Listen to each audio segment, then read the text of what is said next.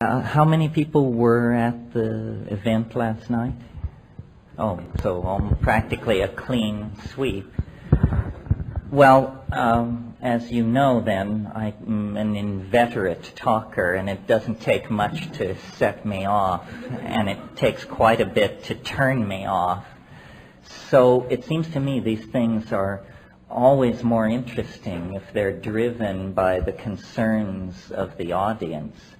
And if the concerns of the audience aren't sufficient to fill the time, well, then I have a whole laundry list of obsessions that we can work our way through till the last syllable of recorded time, since that's not far away, in my opinion.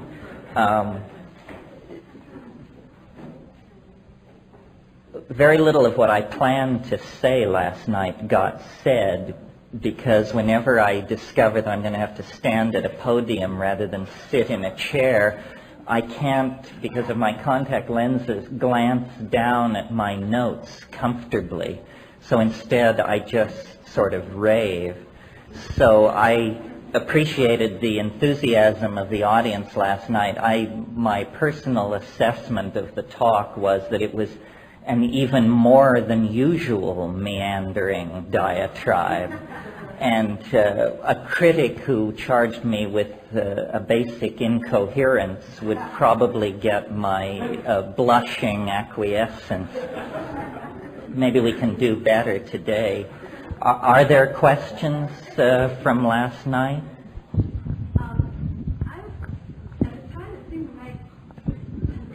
At the time, I wasn't aware of any kind of discontinuity, but I was thinking about it later. Me too. Yeah. And I wanted to know what's the continuity between what you were saying at the beginning about changing the way we are in relationship to the earth and consuming less resources, and then what you were saying toward the end about the coming of the millennium and moving out of the birth canal into a new reality. Right. No, I think that there is, if not a contradiction there, at least it's some kind of coincidence of opposites.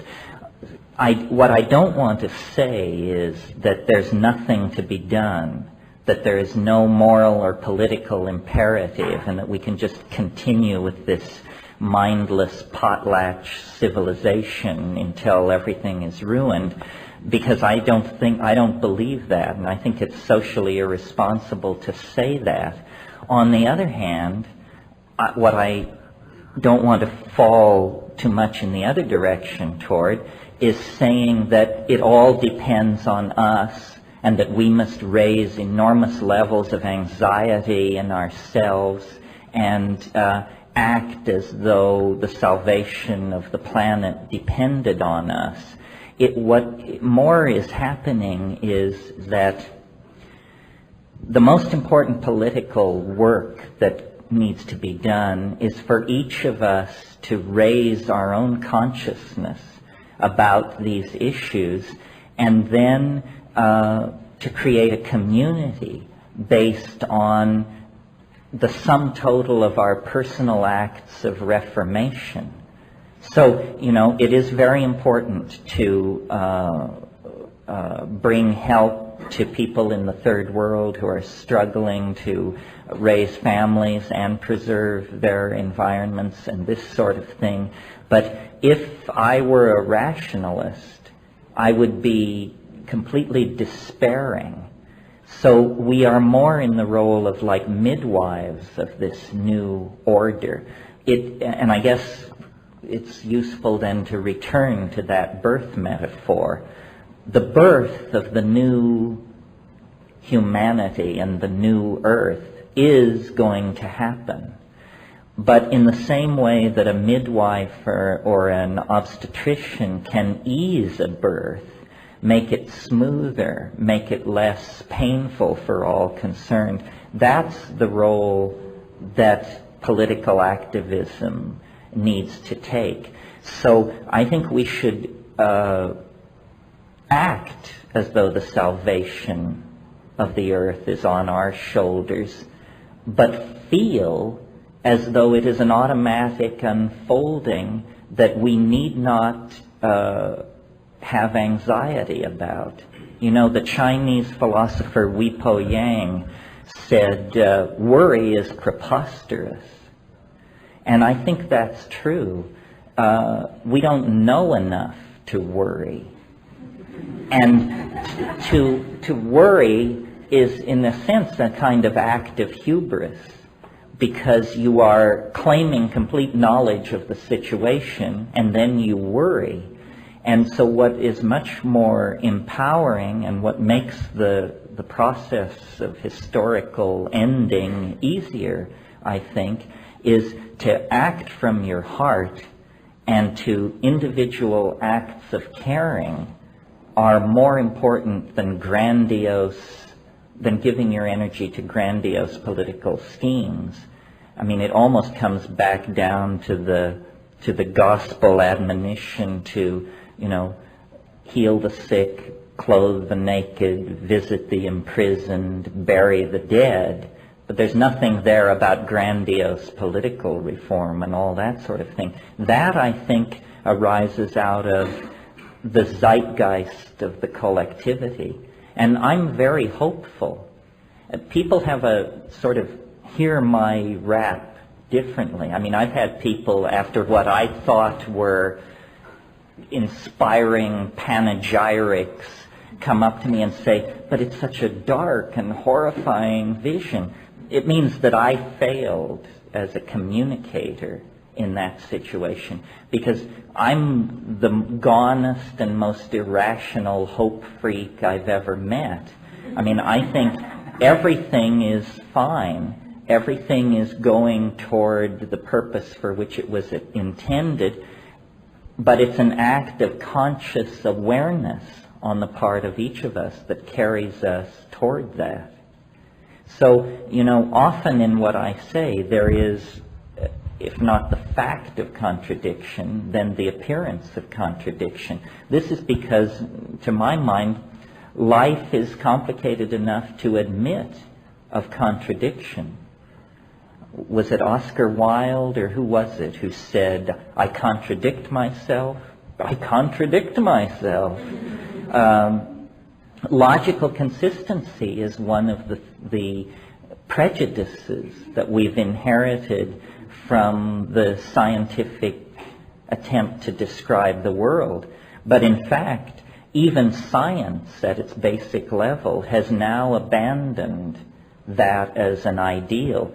In quantum physics, the way it's done mathematically is you have an ordinary causal logic, and if-then logic, but in order to handle what quantum physics is attempting to describe, you also have to have what are called islands of Boole, or islands of Boolean logic, which is embedded in the standard logic and which is a logic of both and.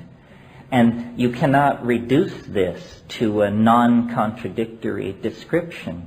The great thing about the rational program of science is pushed far enough, it reveals the irrational foundations of nature. And that's really what the crisis in science now is.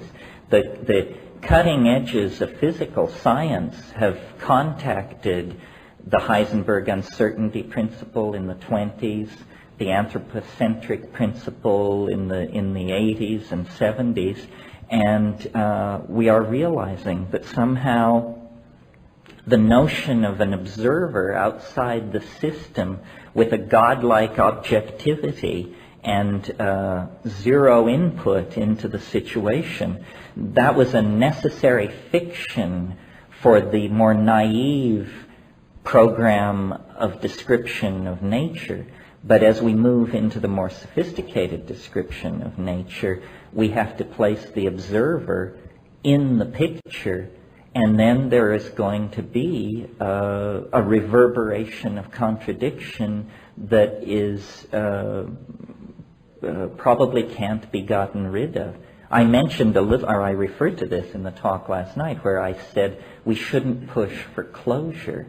We should accept that it is in principle mysterious.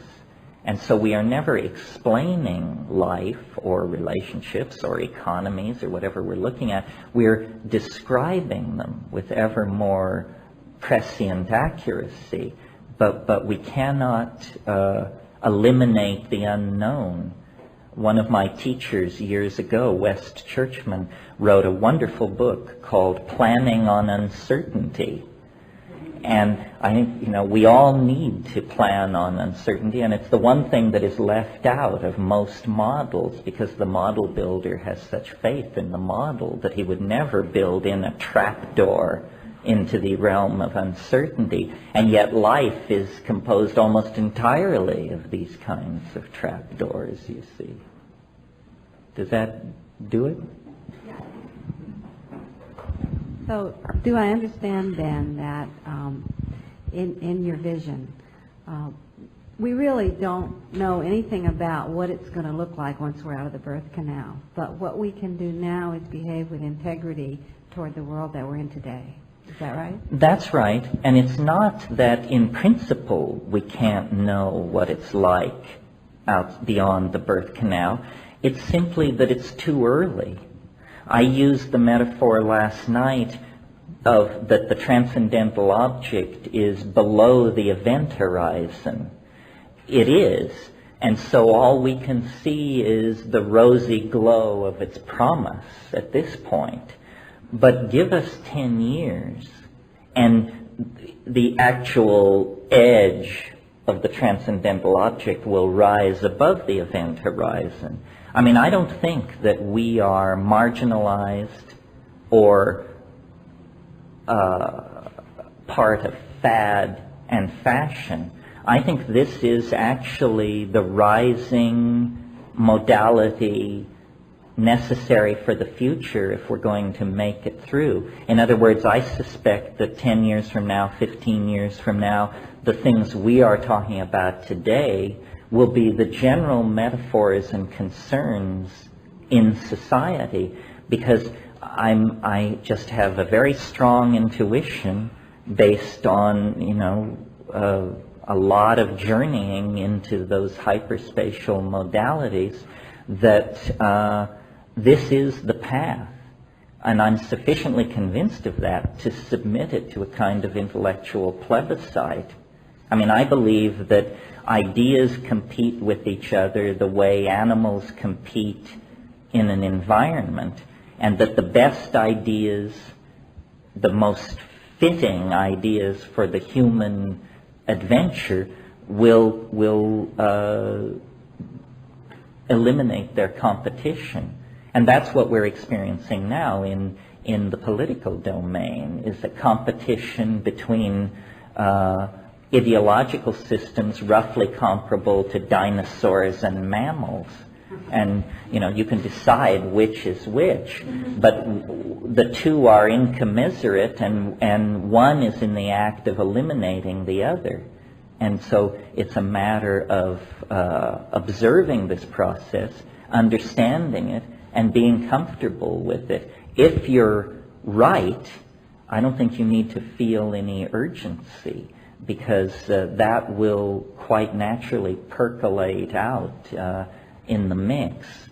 Many of you have heard me quote William Blake. It's always worth repeating. He said, if the truth can be told so as to be understood, it will be believed.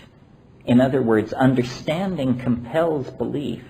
You don't have to hammer on somebody. Your task is to refine your message into an understandable form, and then let the dynamics of intellectual competition decide what is the best model to follow.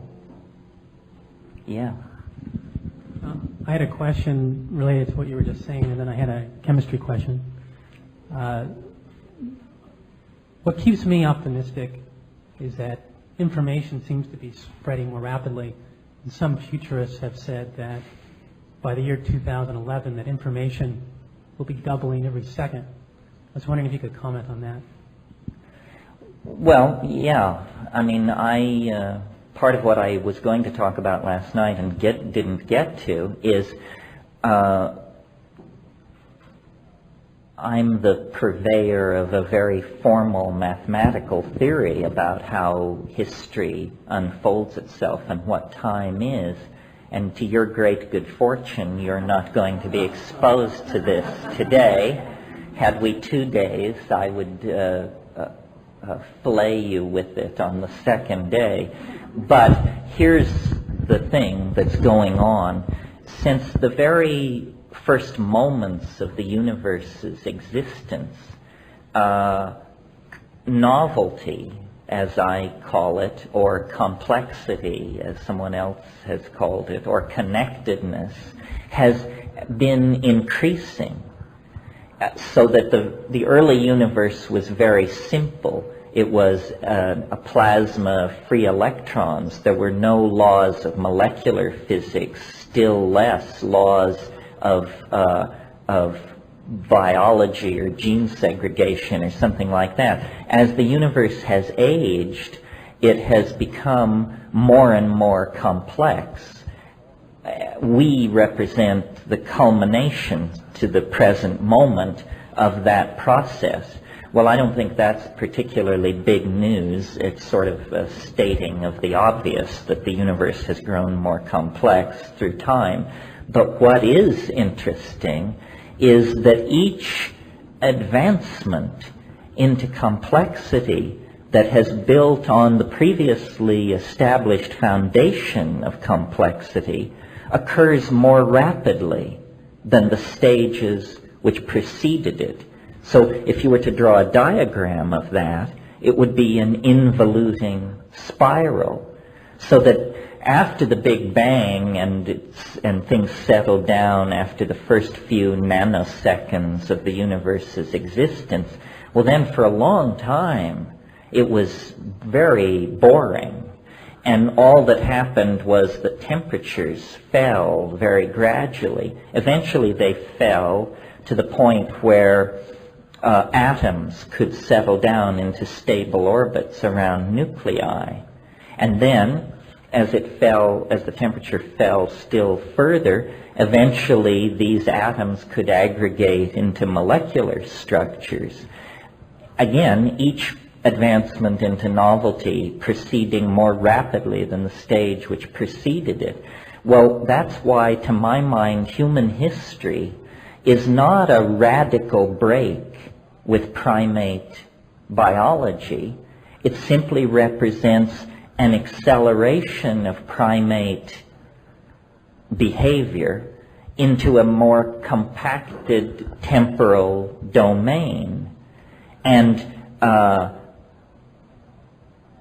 high technology, electronic data transfer, the erection of global society, which has built on the previous levels of cultural attainment, has happened even more quickly. So that these eras, or epochs, you could almost think of them as, of complexity, are now of such short duration that instead of taking millions of years, or perhaps billions of years, to transit through one of these, we now are moving through them at the rate of one or two a decade.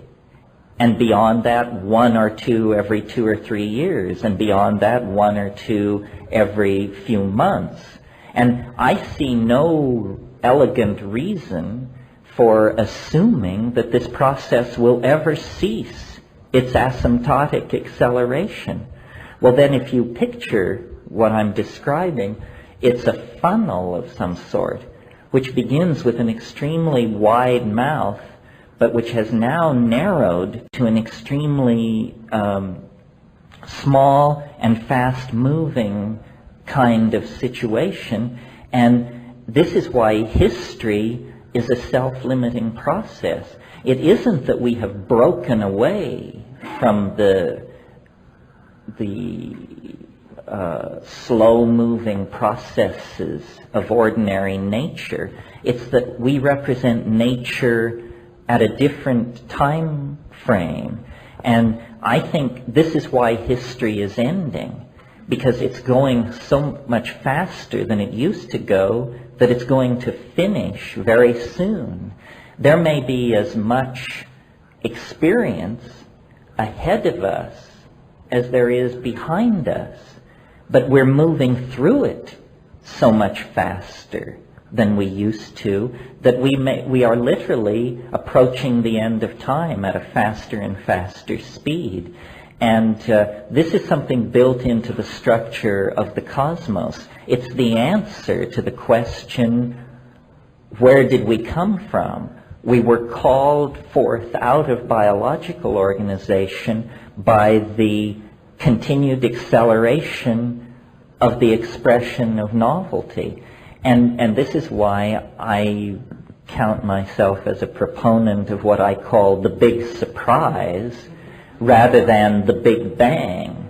The big surprise lies ahead of us, not billions of years or millions of years or thousands of years in the future, but within our lifetimes, potentially.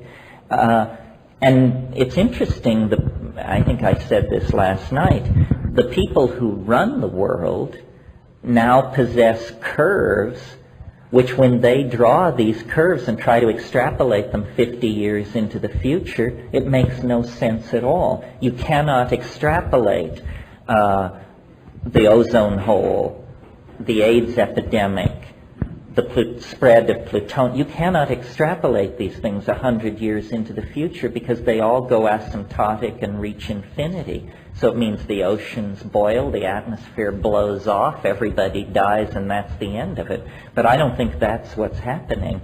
I think novelty is the saving grace, and that the historical adventure is essentially coming into the finale of the third act, and it is our great good fortune to be spectators and participants in the phenomena that for all preceding generations could only be anticipated and prayed for.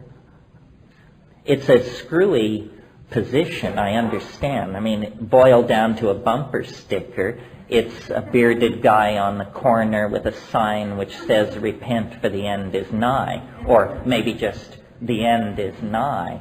But I think all the evidence is that the soul is about to collectively leave the body. The human imagination, married to technology, has become a force too powerful to be unleashed within the fragile ecosystem of this planet. So we must either carry ourselves elsewhere, or the planet's homeostatic drive to preserve ordinary biology will eliminate us through epidemic disease or climatological upheaval, or, there are many possibilities. So I think we are being propelled somewhat reluctantly into a new human modality that is as radical a shift as birth is to the individual, or as the original entry into history was for our species. History cannot be conceived of as preceding another 1,000 or 10,000 years. I mean, it just can't be. So it must be that it's a self-limiting process. And it only lasts 25,000 years. I mean, if you go back 25,000 years, the Earth was in ecodynamic balance. Human beings were fully established, as intelligent, as caring, as creative as you and I. Theater, poetry, dance, love, hope, tragedy, religion, all these things were in place. But history represents Gaia hitting the fast-forward button on the evolution of the primates, and it seems of long duration to us because we, at the level of the expression of the individual phenotype, are as ephemeral as mayflies. A person lives 70 years, 90 years, and then they're gone.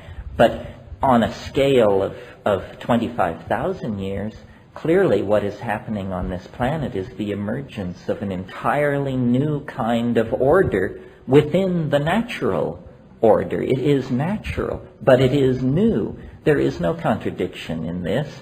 Once atoms were a new invention. Once molecules were a new invention. Once polymers were the cutting edge of what's happening. Now the cutting edge of what's happening is large-scale primate machine integrated societies based on the movement of information. Did that do it? Yeah. Oh, you want to follow on? No, a quick chemistry question. Oh, yeah, I'm sorry. Is 5-methyloxy-NN-dimethyltryptamine crystalline legal to possess? And if one was going to mix it, would one mix it with harmine, harmello, heroline, or harmaline?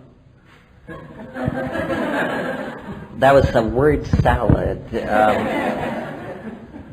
Well, I think you're asking about 5-MeO-DMT, 5-methoxy-dimethyltryptamine, the toad foam of recent fame.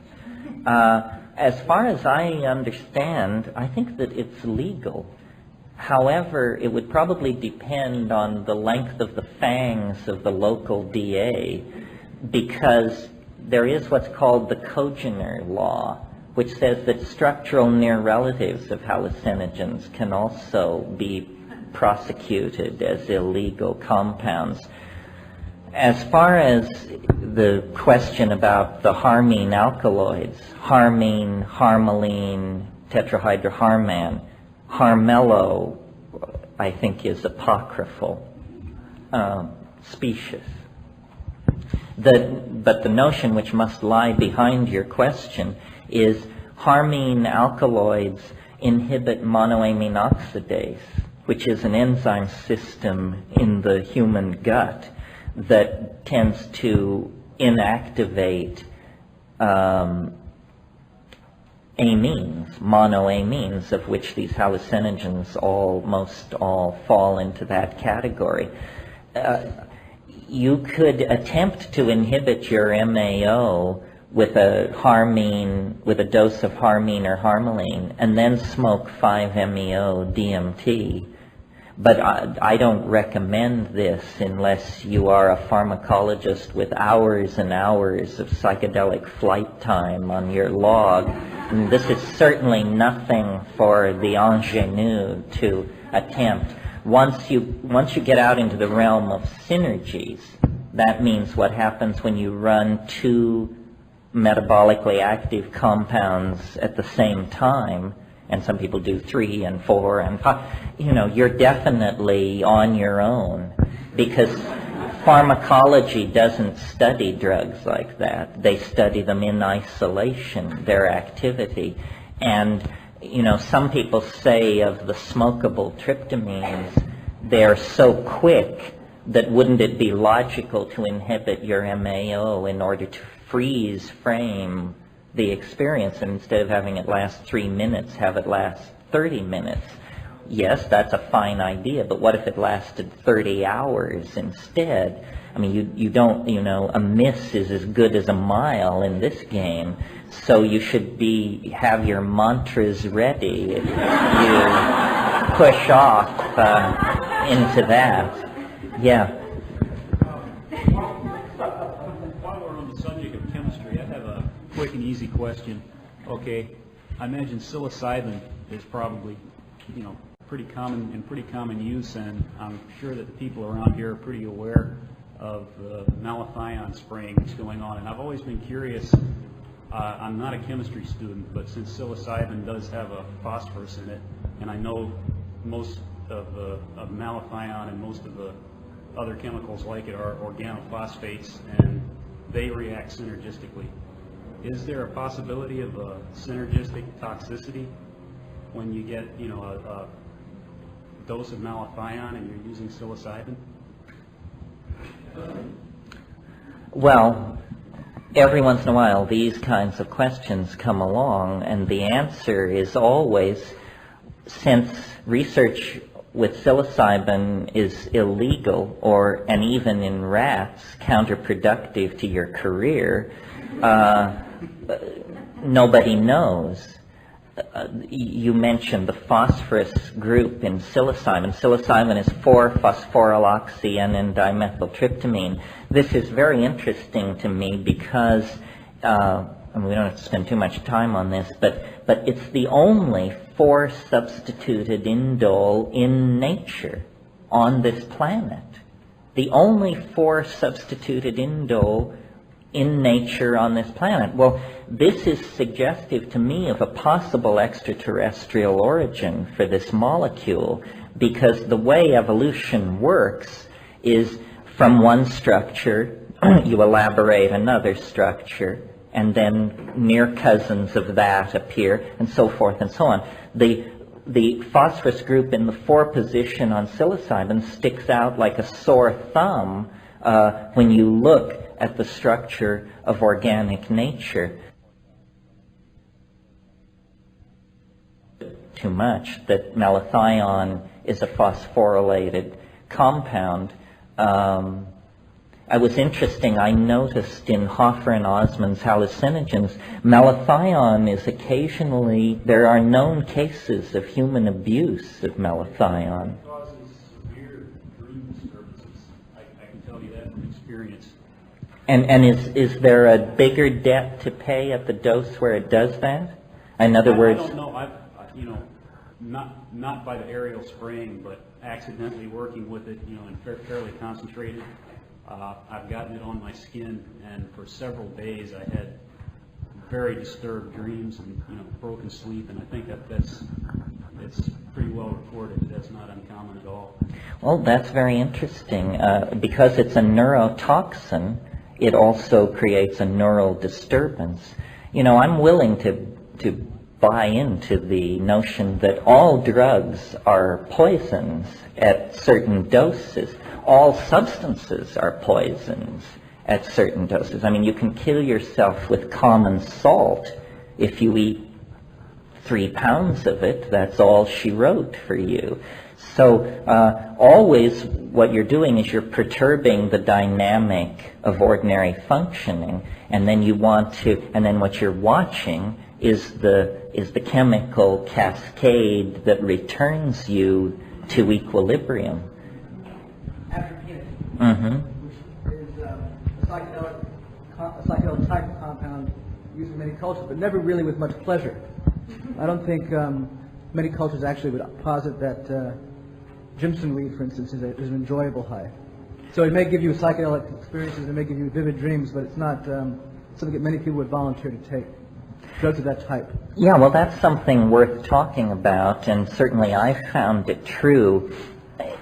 The notion of intoxication is an incredibly culture-bound idea, and what one culture considers an acceptable intoxication, another culture just regards as an incredibly unpleasant experience.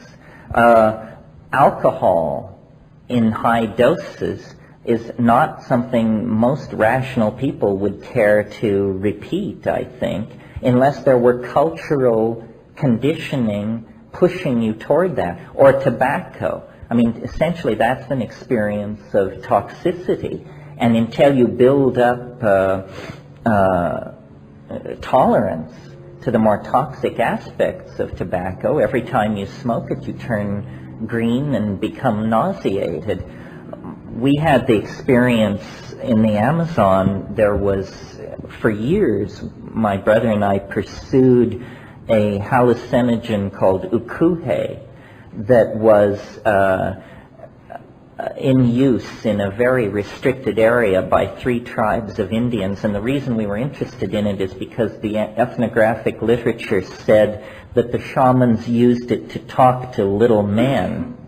And because we had encountered in the DMT flash these things that I've called self-transforming machine elves, We were interested in an aboriginal hallucinogen that would let you talk to little people of some sort. And the chemistry of these things was known, of the ukuhe, gradually became known in the 70s, and it was made from the resin of a certain tree which elaborated not only DMT, which is a clean, fast-acting psychedelic tryptamine, but also a number of other tryptamines.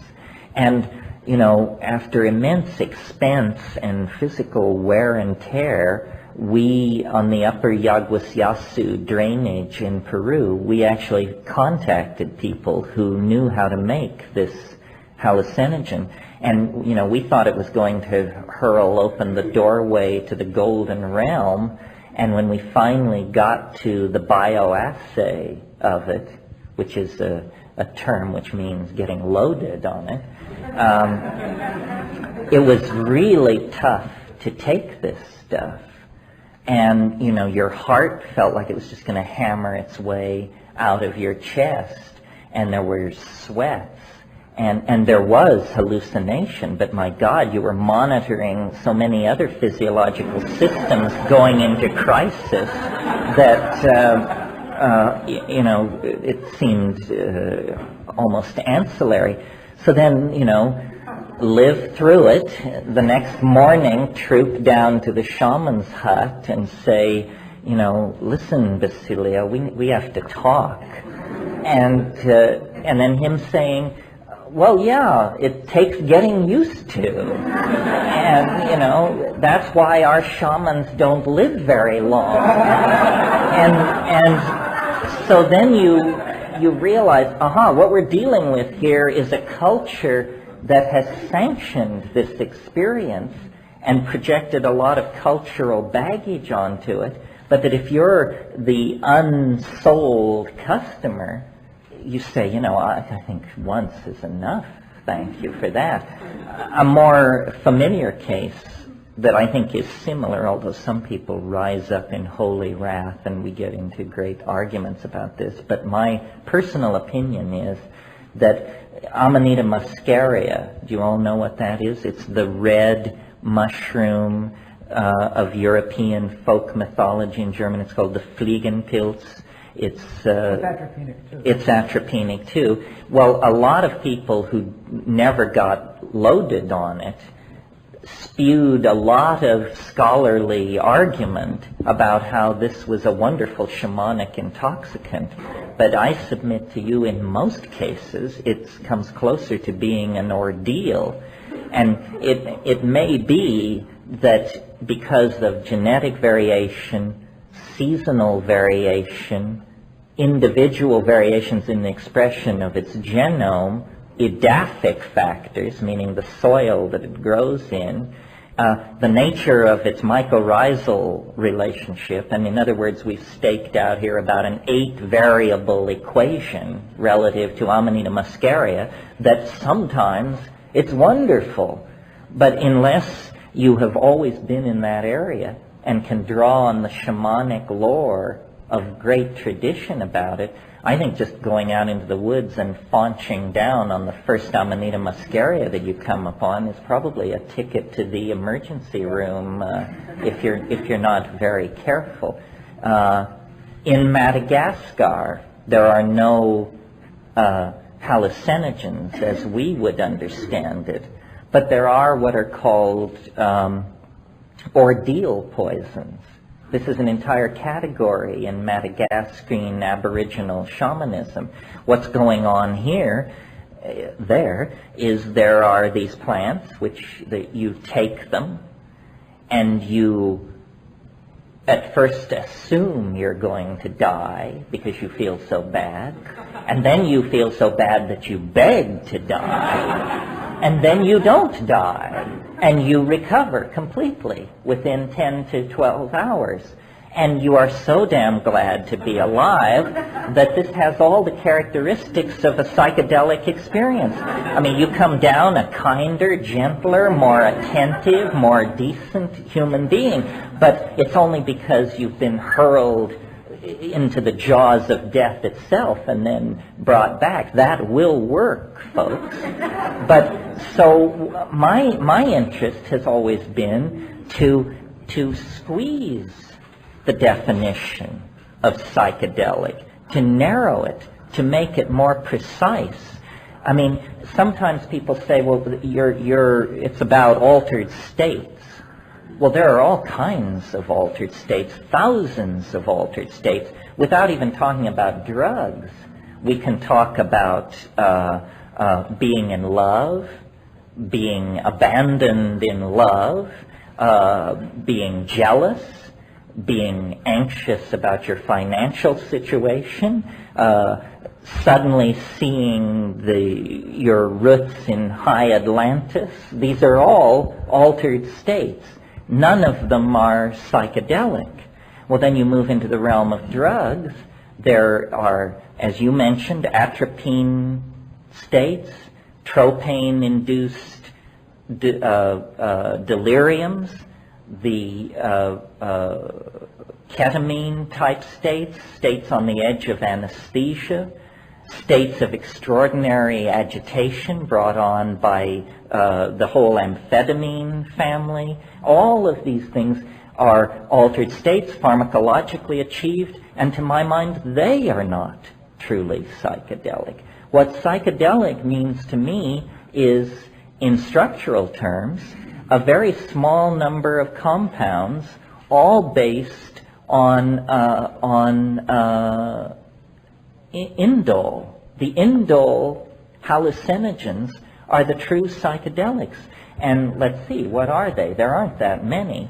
There's LSD, which is a semi-synthetic, made in the laboratory, but from organic precursors, usually. LSD, ibogaine, about which not much is known because it has never achieved much currency in the underground in this country. Psilocybin, DMT, and the beta-carbolines, which are monoamine oxidase inhibitors, but only hallucinogens at close to the toxic dose. And that's it.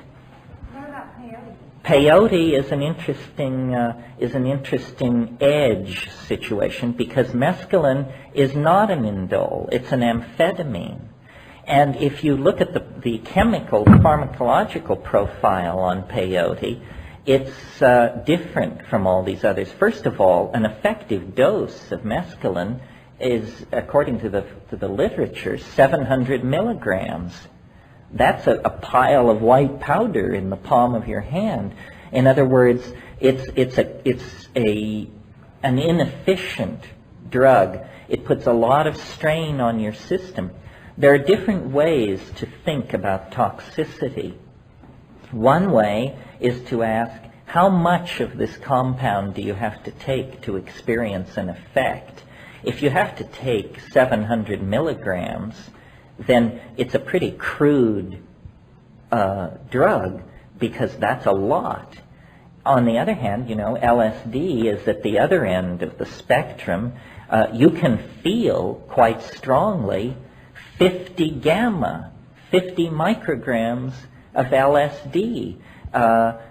Help me out here. What is that? 5/10,000ths of a gram is 50 gamma.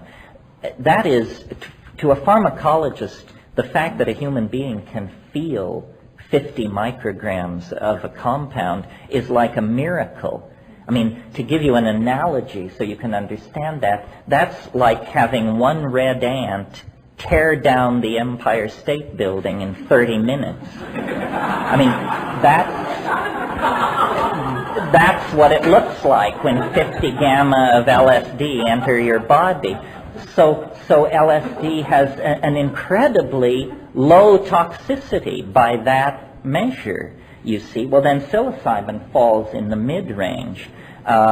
It requires about 15 to 25 milligrams, and this is an acceptable situation. The other way of talking about psychedelics, rather than structurally or in terms of dose-dependent profile, is it's a specific altered state.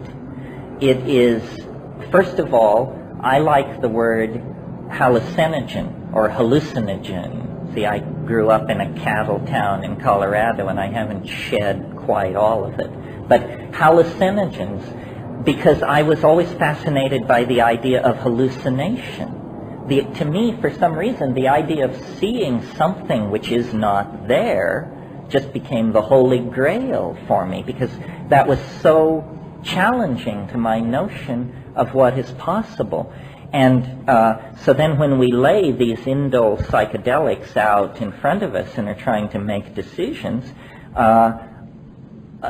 many people have a great enthusiasm for LSD because it empowers thought and stirs the engines of cognition. But it only reluctantly, compared to these other things, is a strong visionary hallucinogen. You usually have to synergize it with cannabis or mescaline, and then those combinations are highly visionary. What I love about psilocybin is that it causes you to hallucinate so effortlessly at relatively low doses and without a lot of accompanying sweating or tremoring or physical discomfort. And DMT is even more powerful as an inducer of visionary states. Now, people who have never had a hallucination, and if you read the literature, think that a hallucination means little traveling lights or colored lines or the kinds of things you see when you press on your closed eyelids. Those are not what I'm talking about. That kind of thing is called hypnagogia. Hypnagogia also includes chorus lines of dancing mice, little round candies, falling leaves, snowflakes. In other words, the flotsam and jetsam of the mental ocean, which is generally no more interesting than the flotsam and jetsam of the oceans of three space. What I'm interested in are full field, 360-degree visionary scenarios of jungles, deserts, ice fields, ruined cities, machinescapes, and a whole bunch of other stuff which is not so easily dropped into any category of experience that we're familiar with, but highly organized, three-dimensional, self-sustaining, transformed modalities that you cannot pour language over. I mean, when you try to say what it is, all you can say is what it isn't. And I find that tremendously affirming because to me, and I guess this is important to me, that is the experience which proves that this is not self-generated. When I take a plant and it shows me something I could previously not have imagined, then I know I am in the presence of the other, because it couldn't have come out of me. I mean, if you insist that the volleys, that the Niagara of hallucination caused by psilocybin is generated out of the dynamics of your own psyche, if you insist that that's true, then you are unable to explain what your own psyche is. In other words, you become unrecognizable to yourself in that case. And if you are unrecognizable to yourself, you are not yourself in some sense. So I prefer to believe that it's coming from the outside, that mind is a field into which we dip the dipstick of observation, but it's not being generated in the neurons of the brain. Yeah, this guy's been waiting patiently, or perhaps impatiently. I just have a question about one other hallucinogen that I haven't heard much about since the late 60s, and I think the FDA took it out of the marketplace. It was the Hawaiian wood rose. Well, do you know anything about that? Sure, yes. Hawaiian wood rose, Argeria nervosa. The Argeria refers to the silvery hairs on the underside of the leaves. It turns out that in the higher plants, you see, LSD or its near relatives occur in ergot and are made from ergot. It doesn't occur in ergot, but it's made from ergot. Ergot is a fungi, an entirely different order of life than higher plants. But in the higher plants, in the Convolvulaceae, the morning glory family, there are a number of different genera that contain alkaloids that are milligram effective cousins of LSD, and Argeria Nervosa is the best known of these. It's also probably, I would estimate, gram for gram, probably the most concentrated natural hallucinogen on this planet, because half a teaspoon is an effective dose. Where people get in trouble with baby Hawaiian wood rose is they think, oh, well, it's a plant and plants are always weak, so let's do half a cup or something like that. And then, you're begging for mercy in a hurry. There are 13 species of Argeria, all natives of Asia, distributed from the base of the Himalayas to western Polynesia. And Argeria nervosa is simply the best known. Now, the problem with it is that, and this is something you always have to be aware of with plant hallucinogens, is that cardioactive compounds occur in Argeria as well. And so if you misdose even slightly, it will put your heart through changes that will stand your hair on end. And I've never heard of anybody dying on it, but I've heard of people,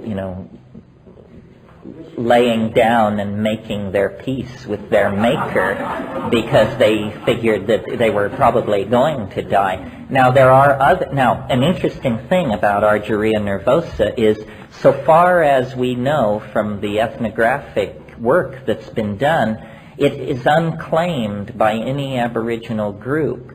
Unless we count the surfers of Maui as an Aboriginal people. And this is fascinating to me. Certain plants have great antiquity of use, and other plants, equally psychoactive, are ignored. And, we tend to believe that Aboriginal people don't miss a trick. But occasionally it seems like they're as obtuse as we are. A couple of examples will make the case clear. As you all probably know, there's quite a complex of psilocybin-containing mushrooms in central Mexico, used by the Mazatecan and Mixtecan people there, and they seem to have exploited these mushrooms for millennia. However, on the northwest coast of North America, Washington and British Columbia, where you get the Northwest Coast Indian groups, the Shimsham, Kwakiutl, and Tlingit language areas, this is the densest concentration of psilocybin-containing species of mushrooms on this planet. And so far as we can tell, they never used them. I mean, somebody will say, well, they used them, but they never told you in the shamans. But listen, a huge amount of ethnography has been done in that area, and there is not the slightest indication that these people ever utilized these mushrooms. Even though they had an advanced shamanism, plant-based shamanism, they seem to have overlooked this. Another example that may have practical implications for some of the more astute among you is in the past 2 years it's been realized that a plant which grows as a weed in the Midwest of North America called Illinois bundleweed, Desmanthus illinoisensis, is in fact the most concentrated source of natural DMT in the world on the root scraping of the root. And now, this one is perhaps suspect, and maybe more ethnographic work seems to be done. The straight story is that the Indians of the Great Plains never knew about this and never utilized it. My question is, if that's so, then why is it called bundleweed? Because that seems to imply to me a medicine bundle. And so perhaps further ethnographic excavation will show that this was used, but it could be the basis for a whole family of visionary hallucinogens that apparently were never utilized. Yeah. You. Yeah. Oh, I'd like to pull the wheel back a couple of conversations to what over the years I felt has been the focus of most of your work, which is essentially this realm you talk about pushing through into this visionary world. It's a little bit, it feels to me when you talk about it, it's a little bit like taking the glove and turning it inside out, that possibly your premise is that the universe itself is the illusion, and that this visionary world is the reality that we may well be going back into, that it's this material world and all the universe and all the material experience that we have is really the other side. Well, yes. I mean, I regard myself as basically an explorer and a researcher. I have a lot more questions than answers.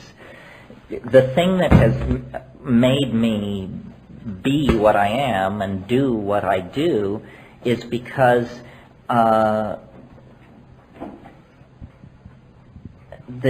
what they're telling you about these states of mind is a whitewash, in that they say, oh, it gives you, and these are the pros, the people who are for hallucinogens say it's a form of instant psychotherapy, it's great for straightening out your relationship, if you're an architect, you can visualize buildings in 3D. They present it as a tool for understanding this world, its relationships, and its, interconnections. What I've observed is that at high doses and with sufficient intentionality, one seems to break through into what can only be honestly described as a parallel universe of some sort that has such existential presence and immediacy that it's hard to squeeze it down to being a mental construct generated temporarily in your mind through pharmacological means, because it seems much more like a place. And this is incredibly challenging to our way of thinking about reality, because we deny the existence of these kinds of mental realms. It seems almost as though, or here's a model for how it might be, it seems that reality is a series of heavily compartmentalized universes of some sort, and under extraordinary situations of mental perturbation achieved by any means, these membranes that keep these worlds mutually exclusive and sequestered from contamination by each other just simply dissolve, and you experience what Merceliade called the rupture of plane. And the rupture of plane is just like poking a hole in nearby space, and then lo and behold, the utterly unexpected is found to be alive and well right here, right now. I mean, and I can't stress enough how real this is and how confounding it is. I mean, I may not be the brightest person around, but I certainly have assimilated, the basic shtick of what Western civilization is supposed to be about. And there is no place in the Western model of reality for the idea that just, 20 heartbeats and 70 milligrams of DMT away is an elf-infested mega-space of arcology-sized dimensions in which non-material beings made not of matter but of syntax are merrily pursuing their own goals and possibilities. I don't know what to make of that. And I also, almost equally puzzling as the existence of such a place, is our lack of knowledge about it when I, and hundreds of other people in my experience, and presumably millions of people throughout history, have known that you could use plant hallucinogens to break into that world.